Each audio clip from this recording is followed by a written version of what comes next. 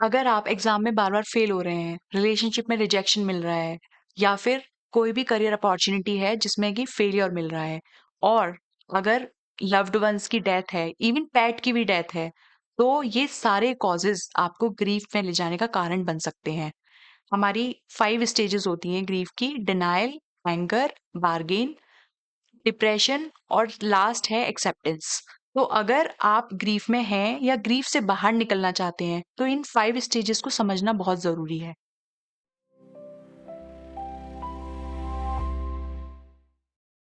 नमस्ते दोस्तों, मैं डॉक्टर शीतल, आप सभी का डॉक्टर शीतल्स होम्योपैथी में स्वागत करती हूँ। अभी तक हम लोअर फ्रीक्वेंसी इमोशन सीरीज़ की बात कर रहे थे, तो अभी हमने कवर किया एंगर, फ़ियर और हमने गिल्ट कवर किया। आज हम अपनी 4th और 5th इमोशन की बात करेंगे जो कि है सैडनेस और ग्रीफ। चलिए इसको पूरा डिटेल में समझते हैं। दोनों में पहले देखते हैं कि फ़र्क क्या होता है। सैडनेस एक टेम्परेरी इमोशन होता है। इसका मतलब क्या हुआ कि हम ज़्यादा समय तक सैडनेस में नहीं रहते और जैसे मान लीजिए कि कभी कोई डिसअपॉइंटमेंट हुआ, कोई रिजेक्शन हुआ या फिर किसी ने इंसल्ट की और हमें या हर्ट किया और हमें क्या फ़ील हुआ उसमें सैड फ़ील हुआ। लेकिन हम उस सैडनेस इमोशन जो सैडनेस की सिचुएशन है हमारे अंदर जो बन रही है, उससे हम बहुत जल्दी बाहर निकल जाते हैं। लेकिन जो ग्रीफ होता है, वो सैडनेस से भी डीप होता है और इंटेंस इमोशन है, तो उससे बाहर निकलने में हमें थोड़ा समय लगता है। और ये पर्सन टू पर्सन डिपेंड करता है। कुछ लोग ग्रीफ से जल्दी भी बाहर निकल सकते हैं अगर वो इस चीज़ के लिए अवेयर हैं। अवेयरनेस सबसे ज़रूरी चीज़ है अगर हमें किसी भी लोअर फ्रीक्वेंसी इमोशन से बाहर निकलना है। अगर हम अनकॉन्शियस स्टेट में हैं, तो ऑब्वियसली हमें थोड़ा समय लगेगा, अपने ऊपर काम नहीं हो रहा है इस वजह से, तो वो समय ही है जो हीलिंग कराएगा। लेकिन अगर हम अपने ऊपर वर्क कर रहे हैं, हम अवेयर हैं अपने इमोशंस के लिए, तो हम उससे जल्दी भी बाहर निकल सकते हैं। तो ये पर्सन टू पर्सन डिपेंड करता है। लेकिन दोनों ही इमोशंस का अफेक्ट हमारी हेल्थ पर पड़ता है। इसमें हमारी इम्यूनिटी वीक होती है और अगर क्रॉनिकली ग्रीफ में अगर हम रह रहे होते हैं, तो हमारे अंदर क्रॉनिक इन्फ्लेमेशन होने के चांसेस भी होते हैं। अब हम ब्रेन में समझते हैं कि क्या-क्या होता है। ब्रेन में अभी तक हमने जितने भी 3 इमोशंस पहले पढ़े थे, तो उसमें हम ये समझे थे कि हमारे ब्रेन का एक पार्ट होता है एमिगडाला, जो हमारी जितने भी इमोशंस होते हैं, जितने भी रिफ्लेक्स हमारे आते हैं या जितनी भी हमारे किसी भी सिचुएशन के लिए जो भी हम इमोशनल रिस्पॉन्स करते हैं या इमोशनल रिएक्ट करते हैं, वो सब हमारे एमिगडाला के स्टोरेज जो हो रहा है इमोशंस का, उसकी वजह से ही होता है। तो यहाँ पे ग्रीफ में क्या होगा, हमारा जो एमिगडाला है वो हाइपर एक्टिव हो जाएगा। मतलब हम क्योंकि हम इमोशंस में बने हुए हैं, तो हमारा एमिगडाला हाइपर एक्टिव हो गया। जो उसकी एक्टिविटी होती है, उससे वो ज़्यादा वर्क कर रहा है। अब साथ ही साथ जब हम इमोशंस में होते हैं, तो हमारा एक और पार्ट होता है ब्रेन का, जिसमें क्या होता है, जो हमारा प्री फ्रंटल कॉर्टेक्स होता है, जो हमारे ब्रेन का आगे का हिस्सा होता है, जो कि रिस्पॉन्सिबल होता है हमारी जो डिसीजन मेकिंग होती है उसके लिए। अब क्योंकि हम इमोशंस में हैं, तो कहीं न कहीं जो हमारी डिसीजन मेकिंग है, वो भी अफेक्ट होती है। और तीसरी चीज़ जो हमारी बॉडी में हो रही है, वो हमारा डोपामाइन और सेरोटोनिन 2 हार्मोन्स होते हैं, जो मूड रिलेटेड केमिकल्स हैं, उनका भी वो भी रिड्यूस हो जाते हैं। उनका जो रिलीज़ है, वो भी हमारी बॉडी में कम हो जाता है। इसीलिए आप देखेंगे कि जब भी ग्रीफ में होते हैं, तो सबसे पहले क्या बोलते हैं कि खाना खाने का मन नहीं कर रहा। इसका क्या मतलब हुआ? सेरोटोनिन लो है। और दूसरा, किसी काम में मन नहीं लग रहा, किसी चीज़ में मन नहीं लग रहा। ये क्या है? डोपामाइन क्रैश है। और साथ ही साथ ऐसा लग रहा है कि कुछ समझ में नहीं आ रहा, मतलब मेंटल क्लैरिटी नहीं है। तो ये क्या हुआ?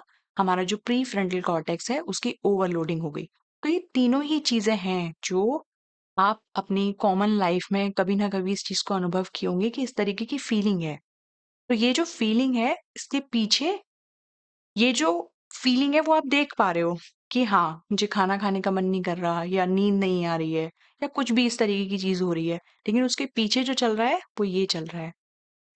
तो अभी हमने इन चीज़ों को देखा। अब एग्ज़ाम्पल से समझते हैं कि किस तरीके से हम ग्रीफ फ़ील करते हैं।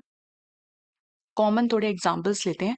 मान लीजिए कोई फीमेल है, उसकी शादी हुई है और उसको अगर ऐसी फीलिंग आ रही है कि उनके हस्बैंड जो हैं, वो उनके साथ फिज़िकली प्रेज़ेंट हैं, बट कहीं ना कहीं इमोशनल सपोर्ट वो फील नहीं कर रही हैं अपनी लाइफ में। तो अपनी आइडेंटिटी, जो उनकी आइडेंटिटी आफ्टर मैरिज चेंज हुई है, कहीं ना कहीं उसको लेके उनके अंदर आइडेंटिटी ग्रीफ आएगा, आइडेंटिटी लॉस फील हो रहा है।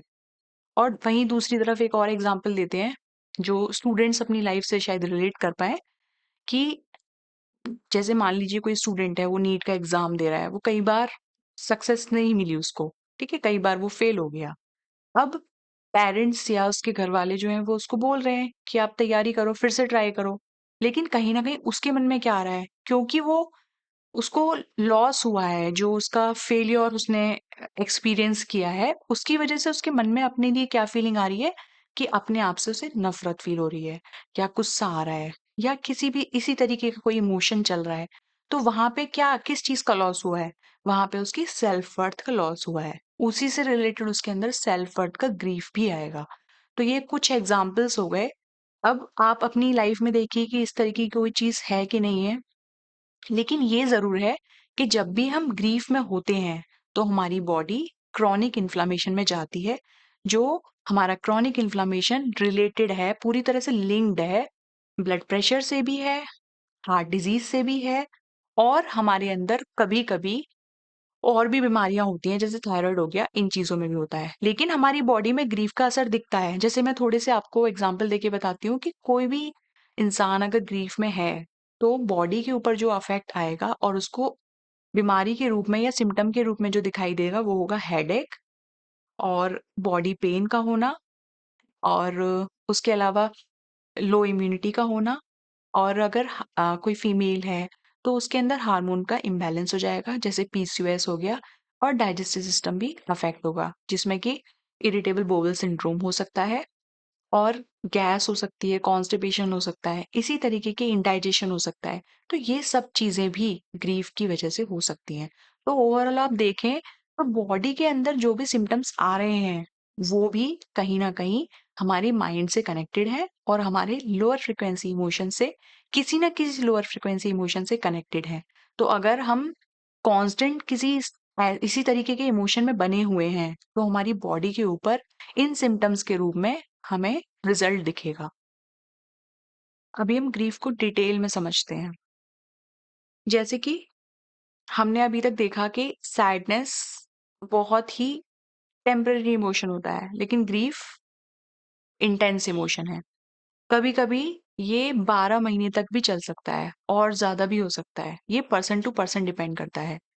जो साइकोलॉजिस्ट हैं, एक एलिजाबेथ कबलर रॉस, उन्होंने ग्रीफ की 5 स्टेजेस बताई हैं। चलिए इसको डिटेल में समझते हैं।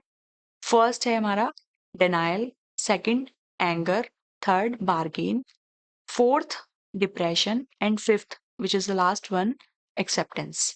तो इसको एक एक करके समझते हैं कि क्या है, और कैसे जब अब कोई पर्सन ग्रीफ में जाता है, तो वो कैसे इन स्टेजेस से होते हुए जाता है। पहला हमारा है डिनायल। अब देखिए ग्रीफ किस तरीके से होगा, सबसे पहले ये समझते हैं।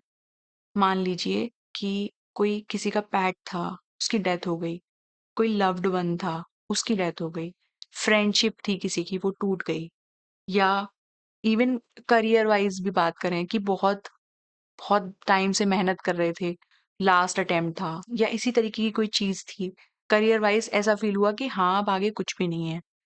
इस तरीके की चीजों का होना, इनमें से कुछ भी या और भी चीजें हो सकती हैं, जहां जितनी कोई भी चीज जिससे जितना ज्यादा अटैचमेंट होगा, उसके लॉस होने के बाद उतना ही ज़्यादा ग्रीफ फील होगा, उतना ही इंटेंस इमोशन आएगा बॉडी और माइंड में।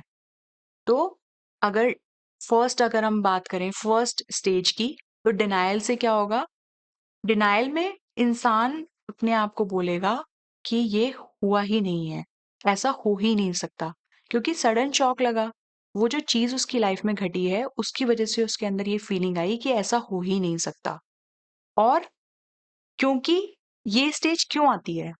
रीज़न ये होता है कि अगर डायरेक्ट इस चीज़ को स्वीकार कर पाए, तो कहीं न कहीं क्या होगा? बॉडी के अंदर, क्योंकि वो इंटेंस है ना, वो इमोशन इंटेंस है, तो बॉडी के अंदर भी उसी इंटेंसिटी से वो चीज़ अपने आप को दिखाएगी। तो माइंड अपने आप को डिफेंड करने के लिए, बॉडी को डिफेंड करने के लिए फर्स्ट स्टेज में जब भी ग्रीफ आता है उसे लेके जाता है इंसान को। उसके बाद हमारा आता है सेकंड स्टेज एंगर। अभी क्या हुआ, हमने इस चीज को देख लिया, हाँ ठीक है, धीरे धीरे करके वो जो लॉस हुआ है उसे हम एब्जॉर्ब कर रहे हैं। अब आएगा गुस्सा। किसके ऊपर आएगा गुस्सा?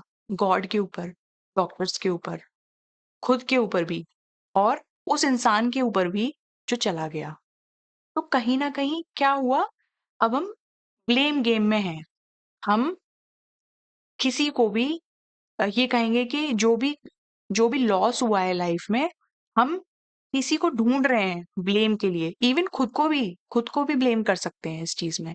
तो ये पर्सन टू पर्सन डिपेंड करेगा। अब ये स्टेज में रहेंगे, जो भी इंसान है जिसकी लाइफ में लॉस हुआ है वो सेकंड स्टेज में रहेगा। उसके बाद हमारा आता है इससे पहले हम एक चीज और समझते हैं कि डॉक्टर डेविड हॉकिंस के अकॉर्डिंग जो ये एंगर है, ये फिर भी एक तरीके का एनर्जी वाइज देखें तो थोड़ा सा ज्यादा इमोशन, उसकी एनर्जी हाई होती है, उसकी वाइब्रेशन हाई होती है। तभी हमने अभी तक जो भी लास्ट वीडियो देखी थी कि जिसमें एंगर में क्या क्या चीजें थी, आप वो भी देख सकते हैं कि हाँ हम किस तरीके से जब एंगर में होते हैं तो एनर्जी फील करते हैं। लेकिन अब उसके बाद अब जो ग्रीव पर्सन है, ग्रीव्ड पर्सन थर्ड जो स्टेज होती है उसकी बारगेन होती है। उसमें क्या होता है, अभी वो क्या फील करेगा, देखिए, डिनायल, पहले पहले उसने इस चीज को स्वीकार नहीं करा कि जो हुआ वो हो ही नहीं सकता। दूसरी स्टेज में उसे गुस्सा आया, जैसे ही उसने उस चीज को एब्जॉर्ब किया कि हाँ जो लॉस हुआ है वो हो चुका है। अब वो सेकंड स्टेज में जाने के बाद क्या करेगा, उसको गुस्सा आएगा। वो गुस्सा किसी के ऊपर भी हो सकता है, खुद के ऊपर भी हो सकता है। तीसरी स्टेज है बार्गेन, जिसमें क्या हुआ, क्या वो ये कहेगा गॉड को कहेगा कि अगर वो इंसान मेरी लाइफ में वापस आ जाए या वो जो चीज है मेरी लाइफ में दोबारा हो जाए तो फिर मैं ये चीजें नहीं करूंगा या ये चीजें करूंगा। ऐसा हो सकता है।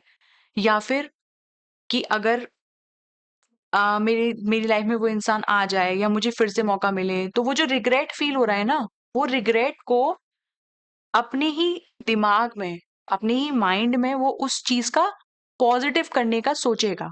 अब वो बार्गेनिंग चल रही है।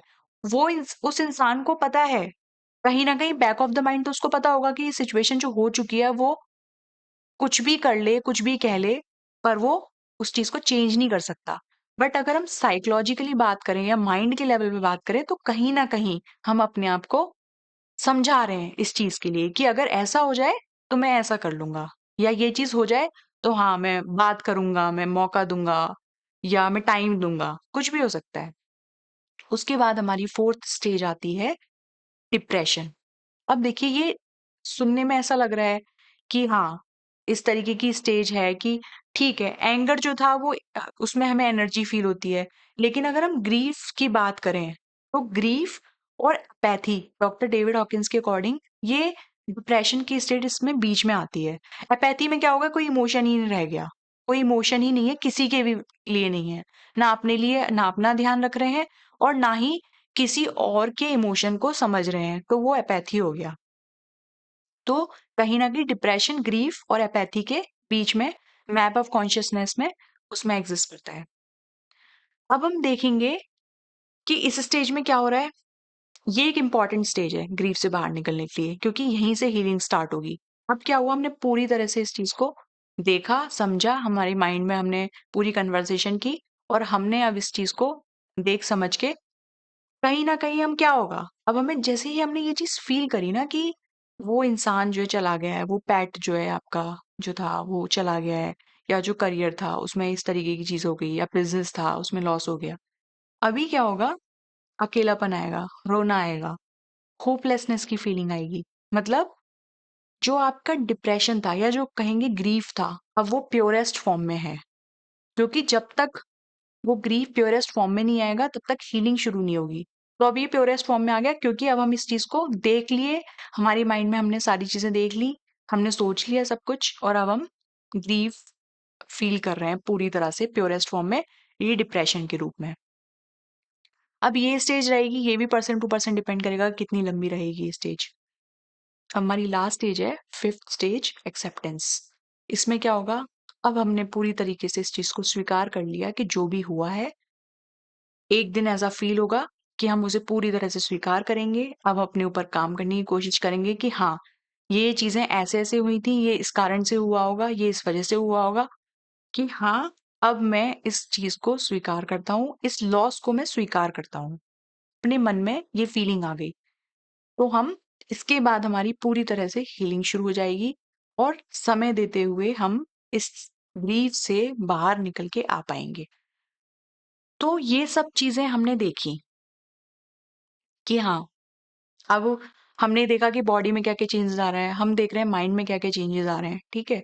लेकिन साथ ही साथ अगर आपको ये लगता है कि ग्रीफ की स्टेज से आप बाहर नहीं निकल पा रहे हैं खुद से, तो आप एक्सटर्नली हेल्प लीजिए। आप किसी होम्योपैथ, क्लासिकल होम्योपैथ के पास जा सकते हैं, आप किसी साइकोलॉजिस्ट के पास जा सकते हैं, किसी थेरेपिस्ट के पास जा सकते हैं और इवन अगर आपको बाहर किसी से हेल्प नहीं लेनी है तो अपनी फैमिली मेंबर में जिस पे आप ट्रस्ट करते हैं पूरी तरह से, आप उसके पास जाइए।